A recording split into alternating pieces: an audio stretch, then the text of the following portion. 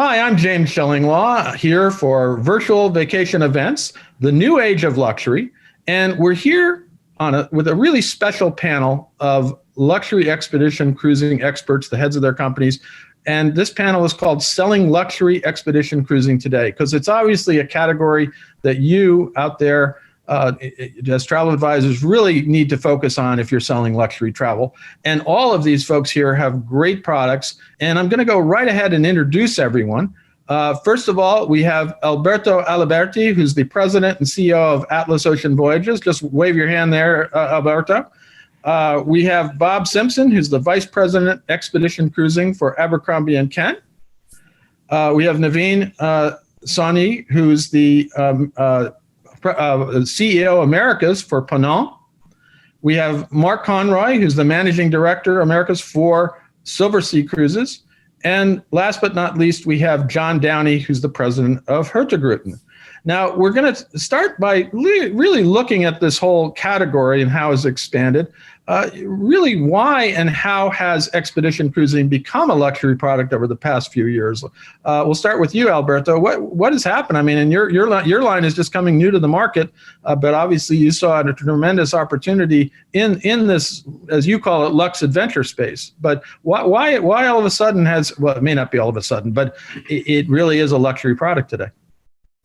Well, I think what has happened is the definition of luxury itself is changing, and it's swinging away from our parents, grandparents' definition of luxury, which is tuxedos and balls and such. And it's now going towards experience, and it's becoming an experiential situation where people have been around a lot.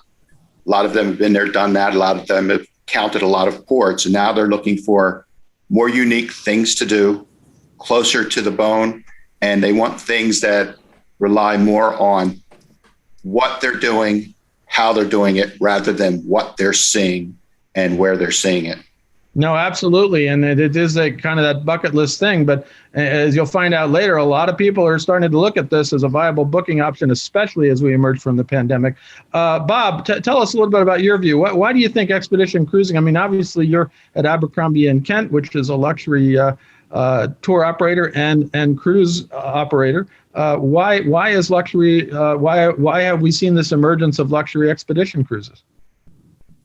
Yeah, I think I'll echo a little bit what Alberto said is, I think that luxury is really a little bit less about things than it is about feelings and experiences. And as you know, James, Abercrombie and Kent, we've been operating expedition cruises for more than 30 years now. We found that this type of travel has always been an ideal fit for our clients that want this opportunity to travel to the places that touch their minds, their hearts, their souls. And certainly the hardware, has changed over the years, sure. But I think the expectations of our guests has really remained very, very similar in terms of having that educational sort of enrichment-laced, rewarding adventure and experience. No, absolutely. Let me turn to Navin. Navin, actually, Ponant sort of rebranded itself almost as a luxury expedition cruise product a few years back, and you've just been building even more ships now focused on that. Obviously, you see there's a tremendous opportunity there. Indeed, James. We entered this space in 1998. And over time, we realized that the guest was changing in their preferences and profile. They had turned towards deep knowledge seeking, sort of like an indulgence to transform themselves to a deeper knowledge of places they visited, people they visited, and how they visited, just to build on Alberto's point of traveling responsibly.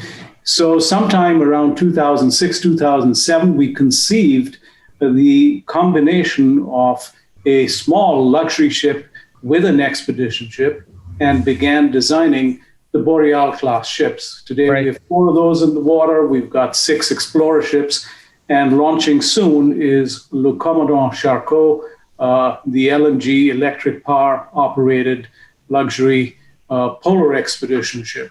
I think people are really looking towards committing to traveling more responsibly than they have. So the word luxury is anything but tangible old luxury.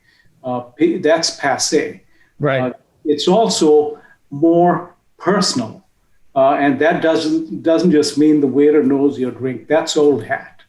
And by personal, I mean people want to come back feeling that they emotionally connected with a certain experience, and that's why experience is such an important part of our narrative everywhere. No, 12 ships that offer different forms of this, and we cover the planet with it, and look forward to seeing how we all walk our way out of this pandemic, which seems rather encouraging at present.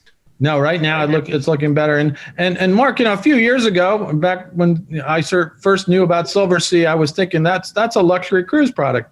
And then it was a few years back, you suddenly said, well, we have our expedition ships and we have our sort of classic luxury ships. So you almost differentiated within your brand luxury expedition, right? Well, I think what happened, James, and we in Ponant, I think, kind of really helped change the map a little bit, because before you went on an expedition ship, the ship was usually as old as you were, and the cabins were small, and sometimes even bunk beds, and mostly buffets, and not so great. But the expedition experience was amazing.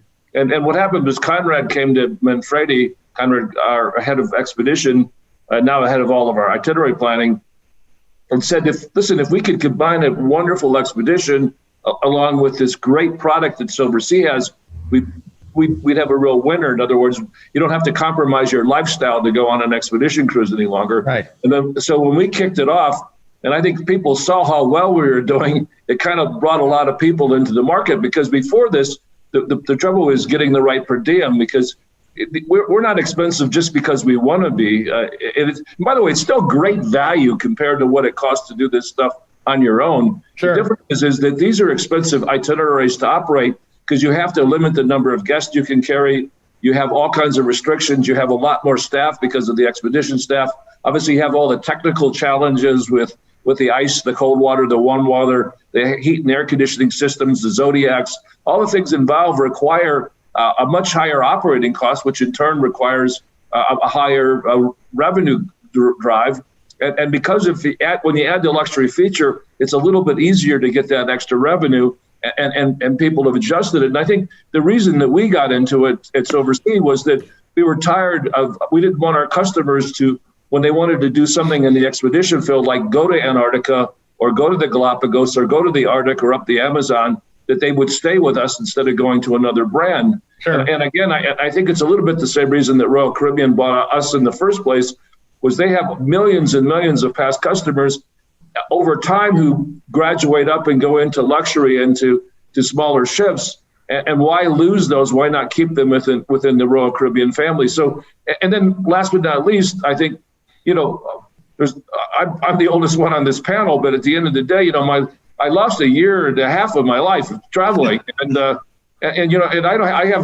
I've lived more years than I'm going to live. So I've given up that time in my life. And so I think people are starting to say to themselves, well, hell, I'm not going to put this stuff off anymore. I'm going to go ahead and do it. And of course, because they didn't spend any money on travel in 2020 or the first part of 2021, they have cash. And then secondly, if they're affluent, they're probably in the market, and the market's done very well, so they have the cash. And by the way, they've got homes, cars, all that other stuff, and they've gotten away from collecting stuff into collecting memories. And then last but not least, I think what's happened is the travel agency community, the travel advisors, have figured out the relationship better with the consumer than they've ever had. So instead of just being an agent who does a transaction, they become a trusted advisor, much like a financial advisor. So they're helping these people plan what they call the wonder list or your bucket list or your wish list, and they're executing against it. So it's kind of like the sun and the moon and the stars all align perfectly to have this boom in expedition. So it's a very exciting time. It's a bit frightening because I think we went from having, maybe 10 expedition ships to about 70. If you look at all the new ones that are we're going to talk about that, because it certainly has been an influx, as evidenced by all the folks here, and there are more new entrants, like Alberto's and other things like that. I want to get to John because Hurtigruten, in fact, is that a luxury ship? And the answer is I've been on it, and I think you do a lot of luxury items. It really is. And you even split your company similar to what Mark did. So you have expedition cruising, and of course you have your Norwegian coastal voyages. But talk a little bit about why we're seeing this expedition cruising boom. Yeah, I mean, I couldn't agree more with a lot of what the rest of the panel said. It's 100% about experience. If you think about it, these destinations, they're incredibly remote, and they're often bucket list items because they're so remote. Antarctica, Northwest Passage, Greenland, those are really, really hard places for people to get to in general. And the experience or the opportunity to have that experience is a luxury in and of itself. And so we've really focused on enhancing that experience across both hardware as well as our operations for our customers or our guests. On the hardware side, as you said, you've been on board our Roald Amundsen and Fridtjof Nansen, our two hybrid electric ships. We designed them with a Norwegian coziness or hygge, if you're familiar with the term, to really make it comfortable for guests to go out, do their expeditions or their excursions in these really remote, rugged places and come back and feel incredibly comfortable with unparalleled service, unparalleled food experience. But we also enhance it on top of that by building out the operational experience for the guests. And a lot of our guests, they define luxury as learning about the destinations that they're visiting. And so we built out full science centers and expedition teams that are fully aware and helpful in educating our guests on the biology and the wildlife that they're experiencing in these locations. And so we think about luxury as not just hardware, as the overall experience that we're providing the customer and the ability to experience that destination that they wouldn't otherwise get to if they were doing it on their own. So no, absolutely. But you also get a mighty fine sauna at the end, because we were talking about that early. There's a huge sauna on your ships as well. Now, I want to get to this. We did touch on this, but why the boom right now in luxury expedition cruising? Why, it seems to me it's only been a few years that we've seen this influx, and now we're seeing more lines come in, more companies come in. Navin, why do you think this is? Are we just, as Mark was talking about earlier, we've had this kind of, we're in the middle of this perfect time where expedition cruising is really coming into its own. Yeah, I think one aspect of it is good things do come in small sizes, and people have discovered that they want experiences that are unhurried, that are very flexible and spontaneous, that are true and real. And expedition ships, irrespective of which of the brands here or other brands you pick, are all catering to that.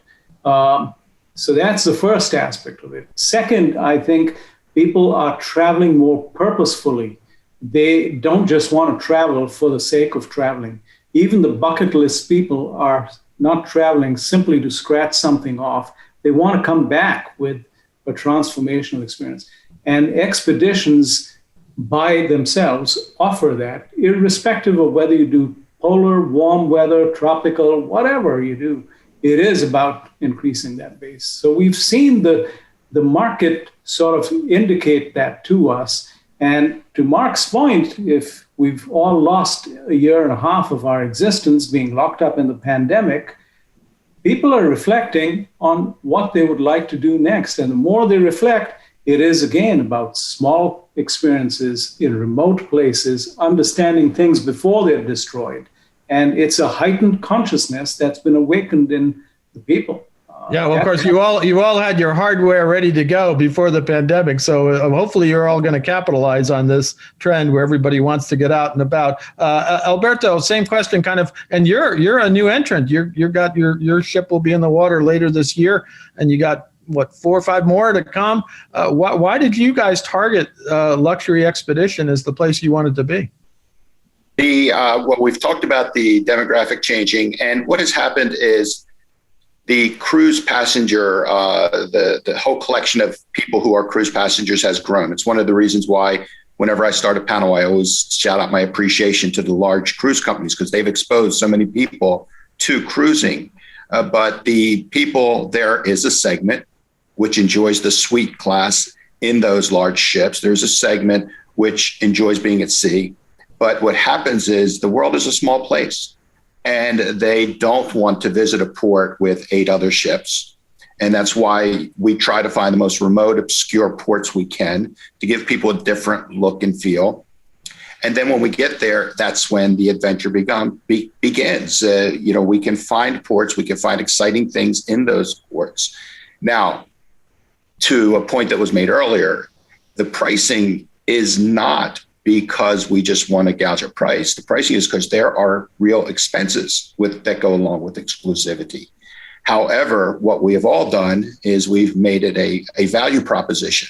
And once someone dissects what that price includes, like, for example, we include a luxury charter jet to Antarctica because that's what this client can benefit from.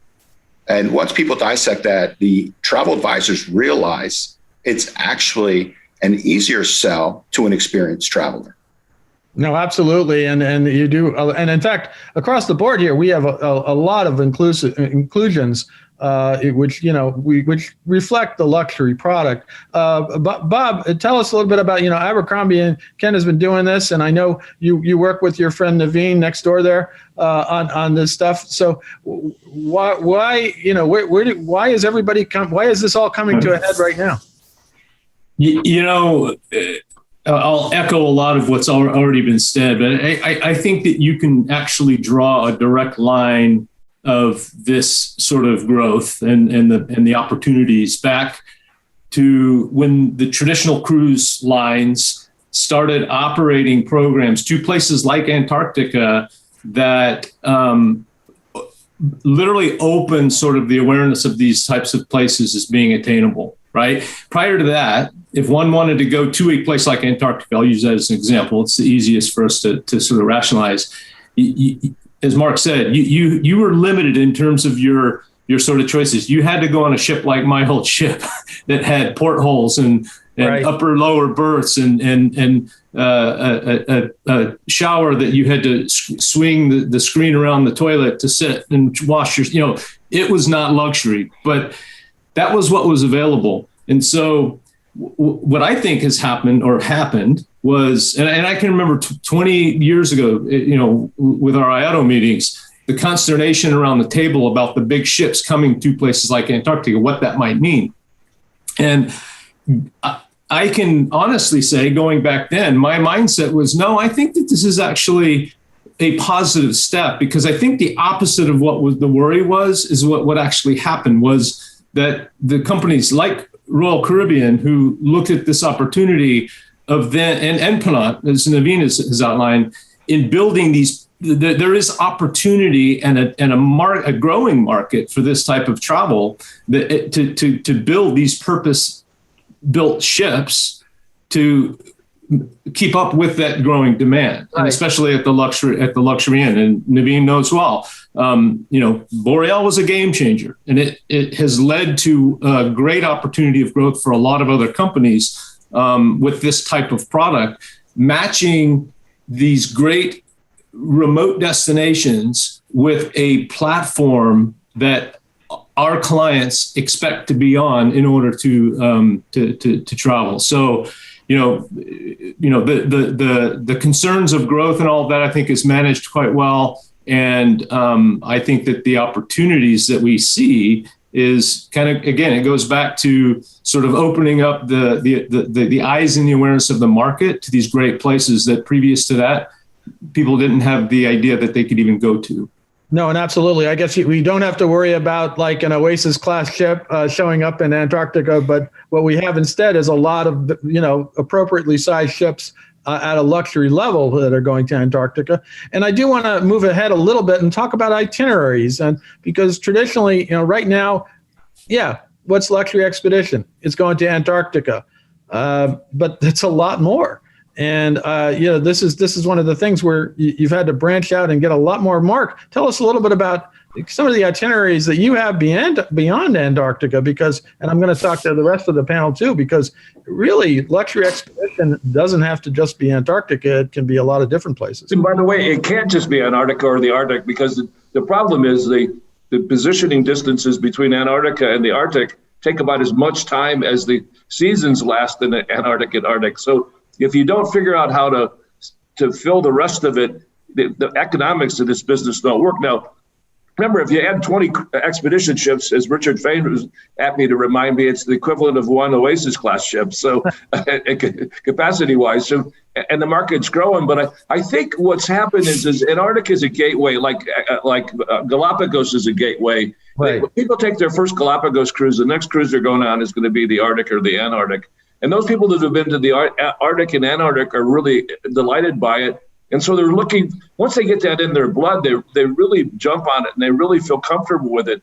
And the other thing that's happening, no matter what you all have to accept there's climate change happening, right? Whether it's global warming or whatever the heck it is.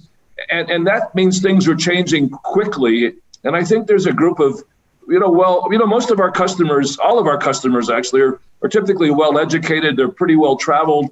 And in many cases, they would like to see these places before they change. It's the same reason you go see the gorillas, right? And other places. So we think about, if you can't make money in Antarctica and the Arctic, then you're not going to do very well in this business. The challenge is filling the other destinations. So, for instance, we go up the west coast of Africa. People kind of say, God, the west coast of Africa. But it's an extremely interesting place, but you have to really plan the itinerary out well to do so. You can go up to the east coast of Africa, back to Europe if you'd like, from that respect.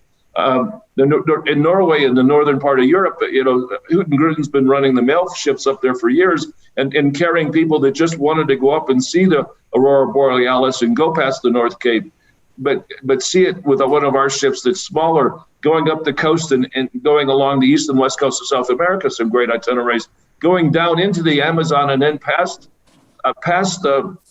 Manaus and going further up the rivers is another great destination. So there's a lot of these even the Great Lakes, which sounds funny, but there's expedition opportunities there or semi-expedition because there's no infrastructure that's designed for cruise ships themselves. So there's a lot of capacity coming on, but I think there's a lot of opportunities. So I think, as somebody said before, there's a little bit of a perfect storm where there's the right amount of affluence. There's the baby boomers particularly are wanting to do more, and they're also wanting to take their families with them to create these lifetime experiences. And there's no better lifetime experience than taking your kids on an expedition or your grandkids on an expedition. So, and quite frankly, the financial community's seen the results that those of us that have been in it and said to the rest of the world, well, maybe there's an opportunity here, and so we're willing to invest. So it's kind of like a perfect storm, but we've got to do it right because, one of the things about our business is that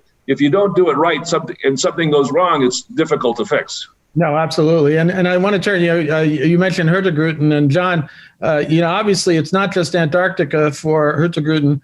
You have all these wonderful cruises with your top line ships that go up in Norway, go to Greenland, you did the Northwest Passage, I know, Alaska, and then of course you have to get all the way down to Antarctica. So you do all that. So it really is a lot more, right? Yeah, it definitely is. I mean, it's at the end of the day, or the core of the expedition experience, it's about seeing and experiencing areas of the world that are really difficult to access, but have this beautiful geography and biological wildlife that people don't get to experience on a day-to-day basis. And Antarctica is a quintessential example. We're a leader down there, but there are lots and lots of other places, many of which you just mentioned, like Greenland and Northern Norway, Iceland, South America. All those are very remote and not easy to access by land. And so we get to provide to customers, their guests, this experience that they wouldn't otherwise be able to get. And on top of that, there are places like Alaska, for example. There are lots of remote destinations in Alaska that you don't often see in some of the bigger ships that we can offer. Central America as well. And we also have introduced cruises in the British Isles, in the rugged northern coast of Scotland, as well as Madeiras. And all those places provide this amazing rugged expedition experience where people get to see things that they really wouldn't otherwise get to see. Absolutely. And then you can see them in a beautiful new ship and in a luxury environment. Now, I want to talk to Alberto, because you're not even starting with Antarctica. You're going to start, I don't know, what is it? Something like you're going to, the first cruise involves the Black Sea or something. And then you're going to finally get there, by November, because that's the start of the Alaska season. But talk a little bit about, because your ships are going all over the place. Right. What we did is, as has been said, is in the past, a traditional expedition company did the poles, Galapagos. It was it. And the ships had to transfer between those two. And that's actually how we coined this term Lux Adventure, because these other areas can still be adventures. And we're all creating adventures called an adventure expedition. We're all going for the same guest experience in the sense of experience the destination, unique location. So what we are doing is, when we launch, we're starting out in the Black Sea. And it's an area where many people touch in there, but we're circumnavigating, getting completely in there with whether we go to Georgia, Russia, or whether we go to the Ukraine, places where people don't normally get to. So we safely take guests to places like, for example, one of the things that people have really hooked onto is this Chernobyl tour. Yeah. These are places that are not necessarily deep in the jungle, which we will be going to the jungle. The world is small. Many of us are going to cross paths in a lot of these places. And there's the fact that we are the size of a tender on some ships is actually good for all of our brands, because there exists a client base out there. Now, one thing I wanted to point out about the experience is that the traditional expedition ships used to roll up the carpet at about 8:00 at night, and you'd go to dinner and you'd had your expedition talk and you went to bed. Our ships, having that luxury background, we offer more on board too, as it relates to what people would consider a regular cruise experience, whether it be entertainment, whether it be different enrichment, not just enrichment about the local area. So these things all contribute. And when we get to these exciting places, another element of expedition or adventure is the immersion into the culture. Right. Because the small ships and the unique ports also give our guests an opportunity to immerse into an area with less distractions and at a more deeper and connecting manners, whether it be food, whether it be their society, whatever, we are able to do that. So itinerary planning is fantastic, and we look for a lot of exciting itineraries to come. We're announcing 2022 this week, so all of us will enjoy great places. And in fact, it has been a revolution in expedition cruising that, people think, oh yeah, Antarctica, that's where I want to go. But there's so many more places to go to.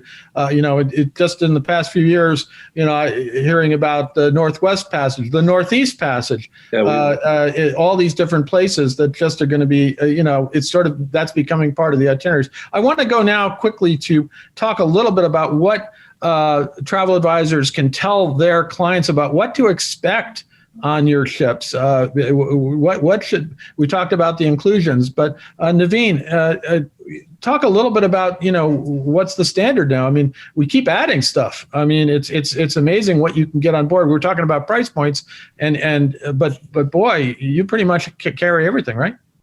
Absolutely, James. Thanks. I think probably the first and most important thing for a travel advisor, even before they speak to what you can get and what's included, is to get a deep knowledge of expedition destinations, because a client can easily Google all of that and come in to ask you when the hatchlings occur in Antarctica, and you'd better know when to send them and for what purpose. So the first is gain expertise in the various destinations, whether it's the Kimberley, whether it's Melanesia, or whether it's the Seychelles or whatever. The second is to understand that people want an experience ashore that's true. And when they come back from that really true experience with nature, they fully expect everything to be taken care of. Right. So the inclusions are around creature comforts of food, wine, the stateroom, spas, all of which are in place on all of our ships across the brands. But then beyond that, come certain aspects which can truly enhance the experience. So, for example, on Commodore Charcot, we'll have 2 labs, a wet lab and a dry lab on board, which will have scientists on them. And the idea there is that you can, going back to a point Alberto made right at the beginning, you can become part of the experience by experiencing citizen science. That's one example.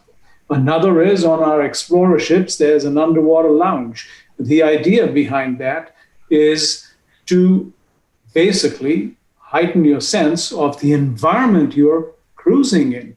Not because you'll see a whale every minute go past it, but because you will be able to see and hear the sounds of the ocean as you're seated in these special. Right. And then all of us have things like kayaks, rafting, hiking, all of those types of experiences with the expedition teams, which make the luxury both on board and shore be almost seamless. You go from one to the other and you return back to the comfort of the mothership. Now I want to turn to Mark a little on the amenities, because basically you're saying, you're going to get all the Silversea amenities in your expedition ships as well. And then actually sort of Navin pointed it out. I had no idea we had so many expedition cruise teams that were out there. Everyone seems to have incredible, talented expedition cruise teams that can help the guest understand. So you have that as well. So that's something to expect too, right? No, it isn't. And, it's been amazing for them. If you talk to our expedition team, most of them are, PhDs, and think about it. You get a degree in weather science from the University of Miami, amazing school of marine biology, and you become a weather forecaster or maybe a teacher or maybe a scientist on an expedition ship, or you get this great job of going to destinations that you have to get a special grant to go to. I mean, I would say about a third of our staff on board are working on a scientific project that was part of their education that they could not get to otherwise without a grant. Where here they're going and doing it in style where, first of all, they're sharing their information, their knowledge with the guests, but they're also getting to go to Antarctica, 5 times a season, Sure. which other than staying there in one of the scientific stations is about as good as you can get. And the same going up into the Arctic or going up the Amazon. So it's actually created and is a great source of these people who but they by themselves tend to be curious. That's why they went in the fields they're in, and they're delighted to go on a ship and actually put their science education to real work and broaden, because they're without a doubt they're all passionate about what's going on in our environment today and what they can do to share that. Because if you think about it, we share it with some of the most affluent people in the world, and they in turn they're influencers, and they can, I think, help influence not only their communities but their kids and their grandkids to share the word that there's this beautiful place out there that most of us haven't seen but need to experience. One other point I'd like to make, James, and that is the river industry in a way has really made it easier for us what to do, because I think river turned a lot of cruisers into small ship conceptors, right? Because, the biggest river ship's a little bit less than 200 guests. So think about, I think expeditions kind of where river was 10 years ago, where, again, the river ships were old and not particularly great, but they went to great destinations. And people loved the fact that they didn't have to stand in line. They got to see interesting spots that they might not normally see, and had great food. But the one thing that didn't work out well was the cabins are kind of small. And obviously, I think all of us have nice sized suites now. And so I think in addition to the blue water cruisers, and by the way, we all get a lot of first time cruisers too. These are people that think of cruising as the love boat, for the nearly dead or newlywed, and wouldn't be caught dead on a cruise. But the only way you can get to Antarctica or see the Galapagos properly is on a ship. And then about the third day of their cruise, they're looking at each other saying, hey, listen, if they can run this expedition, I bet you they do a pretty good job on a cruise that runs from Venice to Athens. Yeah, no, absolutely. And I assume you're not just saying river cruising is a good influence because you're married to a person in river cruising, right? Well, no, I would never do that. Anyway, I want to get sort of the last question. I'm going to combine a few questions here. How should travel advisors be selling luxury? I'm going to give each of you a chance to answer this one. How should travel advisors be selling luxury expedition cruises today in the future? Has anything changed because of the pandemic in a fundamental way? And also, who should they target? John, let's go with you first in terms of who should they be targeting, and is there any fundamental change, except maybe in a positive way? Because as we were talking about earlier, everybody's cooped up. They want to do this bucket list thing. So maybe it's a greater opportunity now. Yeah, I mean, it's touching a little bit on the last question as it relates to this one. most of these expedition cruises are touching some of the most sensitive spots on Earth. I mean, climate change is affecting the entire globe, but specifically like Antarctica, Greenland, Iceland, all of those locations on Earth are experiencing the most impact from a climate change perspective. So part of it is about going and experiencing and learning the impact that you as a human are having on those spaces, but it's also about doing it responsibly. And with the Roald Amundsen and the Fridtjof Nansen, the world's first 2 hybrid electric cruise ships that reduce emissions by 20% and fuel consumption by 20%, our guests know that they're doing it in the most responsible way possible. And it's one of the reasons why they pick us to visit a lot of these amazing destinations. And so that's one area to focus on, especially for Hurtigruten. We also have invested heavily in our expedition teams and our science centers to make sure that in addition to doing this responsibly, they also our guests get to learn about the locations from experts in their fields that, as some others have mentioned, are doing actual scientific research on board that we get our guests involved in. And so those are some of the big areas to focus on for travel advisors too, because you're getting an experience that you wouldn't otherwise get in a larger ship and a more common destination because you're building your own knowledge and your own appreciation for what the world has to offer. And we're showing it to you firsthand with your boots literally on the ground in many of these destinations. No, absolutely. Those are selling points, as you mentioned. Bob, what are some of the selling points that travel advisors can use to sell it at this point? What are the things they should be focusing on? Well, I'll start to say, I'm the only one, I think, on this panel that's in a little bit different situation where we don't own our own assets. We're very strategic.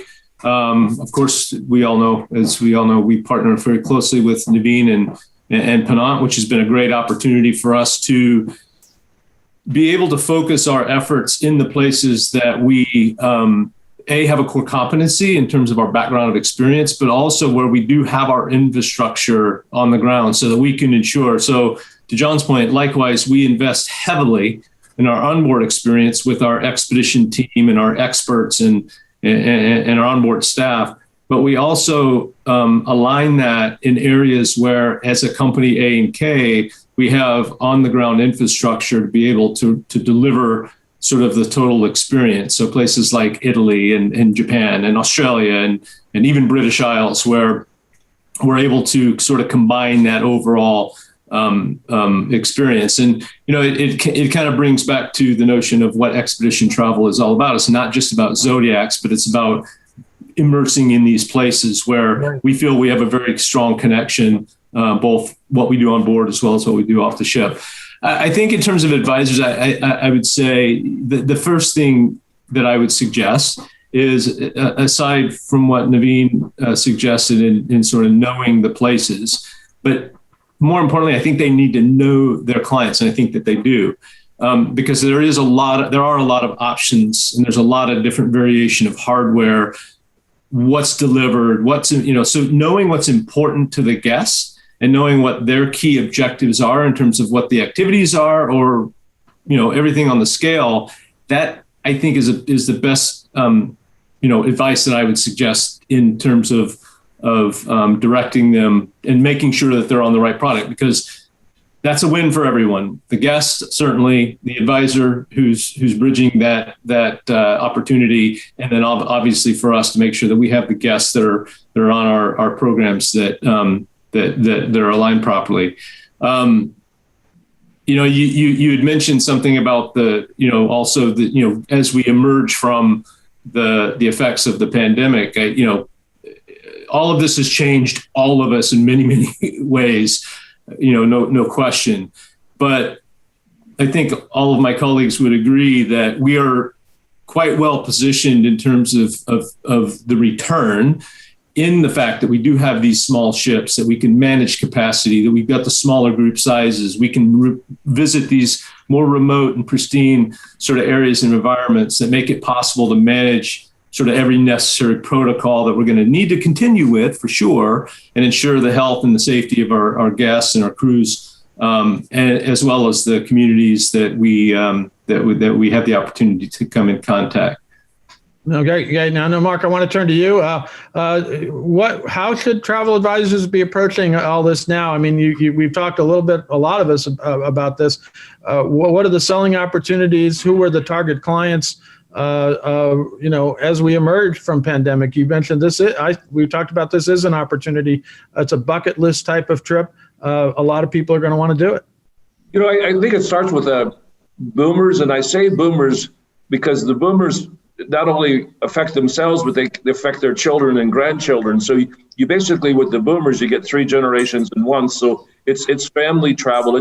It's their customer that's been to a lot of places, and it's about creating that travel or wonder or bucket list with the customer, and not planning just this first cruise, but what are you going to do next year and the year after? And then what are you doing for your anniversary or your 60th or 70th birthday or your kid's graduation from college?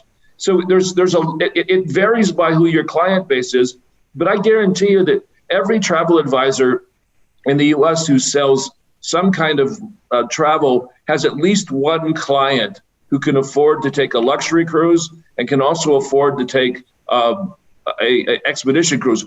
We get a ton of academic people who have graduated from their fields. They've done really well, and they've retired, and they've stayed active, academically interested, continuing education, things like that. And they're perfect people who will save up, because academians don't make a lot of money, but they're people that will save up to take that trip to Antarctica or to take the trip. By the way, it's also those customers that have taken a safari. I mean, expedition cruising is a natural connect with a safari, or have they gone up to the Amazon on a land program, or have they done something else? So there's a wide variety of customers, but you have to have the conversation of what's important to them, and then keep emphasizing the experience that we're going to provide them as something that they'll never forget. Going to Antarctica, going to the Arctic, going to the Galapagos is as close as you can get to leaving the planet without really leaving the planet. Absolutely. And that gives people that opportunity to think in that perspective and create these experiences.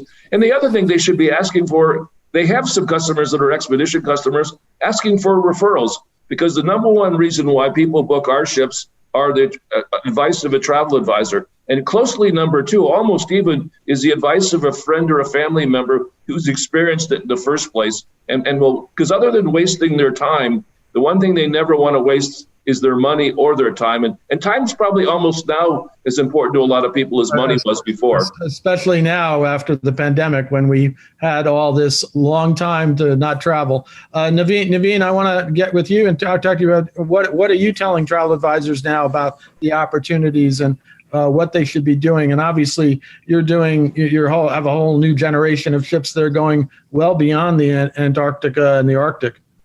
Right. Thank you, James. I think on the one side, expedition ships break a paradigm.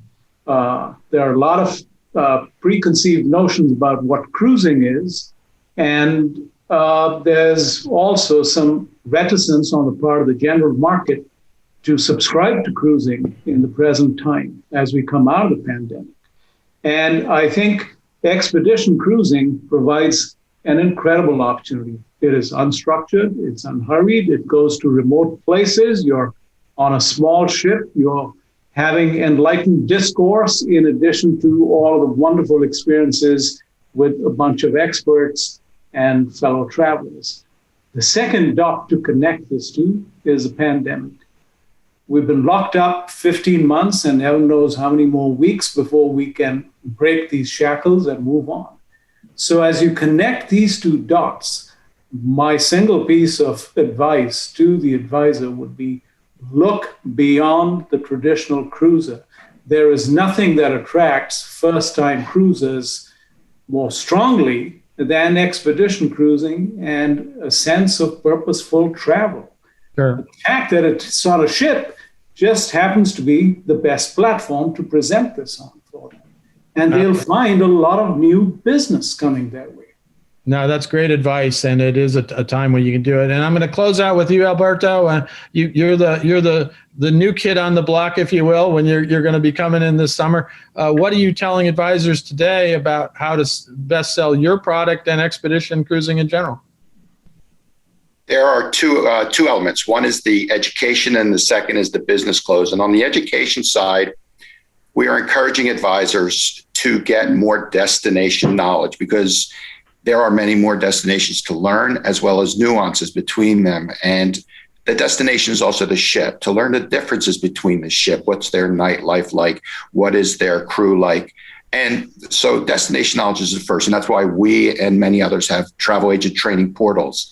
It is important for expedition cruising, for adventure cruising, that the agents take that time to learn.